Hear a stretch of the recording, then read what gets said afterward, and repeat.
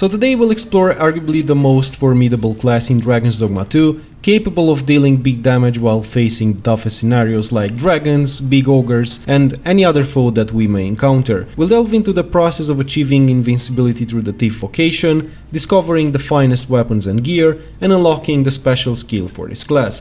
Let's dive right in, but before we start, as always, a thumbs up would be greatly appreciated, and if you find any part of this video enjoyable, don't forget to subscribe. The most powerful ability in the game is the Formless Faint. Once activated, your character automatically dodges any source of damage, including physical and magical attacks, as well as effects like sleep from harpies and ground damage. Even breath attacks from dragons will have no effect, allowing you to freely unleash damage without fear. With this ability you can effortlessly defeat any target in the game as long as you have stamina remaining. Moreover, there are plenty of easy to craft potions and consumables that regenerate stamina, ensuring you can maintain this ability consistently. It's an absolute game changer for your playthrough, like any other vocation. So obtaining this ability should be your immediate priority, as you will be able to unlock it quite early. You'll need to make your way to the Nameless village located to the east. There's an initial mission from the capital that directs you here, so be sure to follow through. After a brief investigation and speaking with the villagers, you'll be led to the old manor further up the road in the same village. Inside you'll encounter the first Thief Master,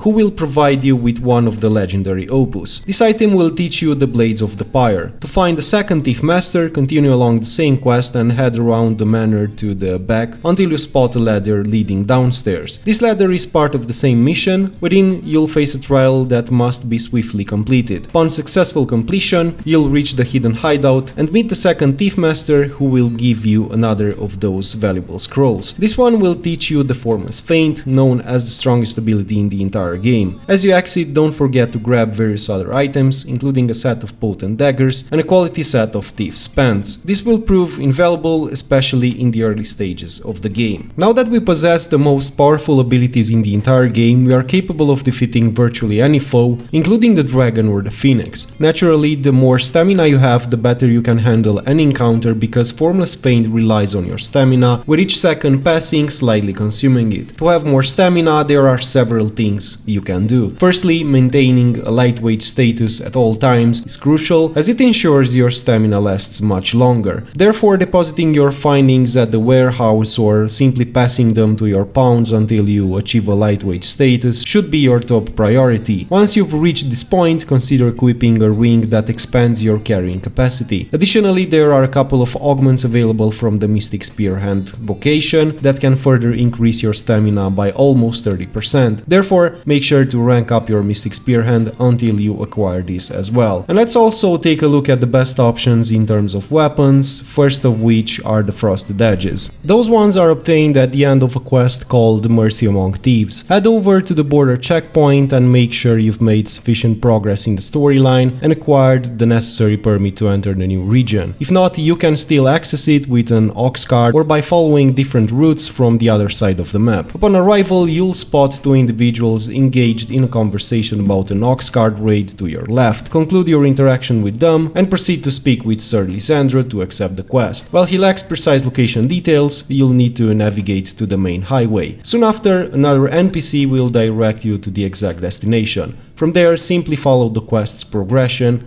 After capturing the boy, you'll eventually encounter a chest inside the tent. Open it and the Frosted Edges are now yours. The ice enhancement to these daggers enhance the damage of your strikes, particularly effective against foes vulnerable to ice or susceptible to elemental attacks. This advantage can be huge in combat, allowing you to dispatch enemies more efficiently. Moreover, aside from dealing damage, the ice imbue of the Frosted Edges may also have a chance to freeze enemies upon impact. This temporary immobilization can leave them vulnerable to further attacks or provide you with an opportunity to reposition yourself. They are undoubtedly the finest daggers that I've come across so far. Coupled with the ability to avoid taking hits, the Thief class becomes exceptionally formidable. Once fully upgraded, the stats on these daggers skyrocket, resulting in a significant increase in damage output. And the second cool pair of daggers that you can acquire are found in the wind-worn gully near the checkpoint rest town, where I currently have my marker placed. You'll need to ascend the mountain a bit, and you'll find a rather short cave with a single chest, so it's impossible to miss those daggers. Although they are slightly weaker compared to the frosted edges, you can still make good use of them. They provide a 10% boost in electricity and offer a stylish appearance. Nonetheless, they can be used to sever Medusa's head and craft the one-shot weapon, so be sure to grab them. Additionally, along with the cool daggers, you'll also receive an elite camping kit, which weighs much less compared to the other camping kits. Traversal is nonetheless another crucial aspect of the game, and rest assured, because the thief has no shortage of options when it comes to swift traveling. You can utilize the R1 button, which is essentially your dodging mechanic, allowing you to move without expending any stamina. This can prove to be highly efficient even in combat when you're low on stamina and need to evade trouble. Furthermore, combine it with carving, which should be mapped to the square button if you're playing on a PS5, and you'll have a very rapid and efficient traversal mechanic that consumes no stamina. Simply press the R1 button followed by square and repeat as needed. You'll notice your pawns falling behind, so whenever they are far away, simply use the command to me function and they will teleport closer to you. And let's not forget about the Concussive Leap, which serves as probably the best skill for helping you access unreachable areas. It's nice to have, and I always use it to climb higher grounds, especially for chests, but not only for that. Of course, you can still throw one of your pawns to reach unreachable chests,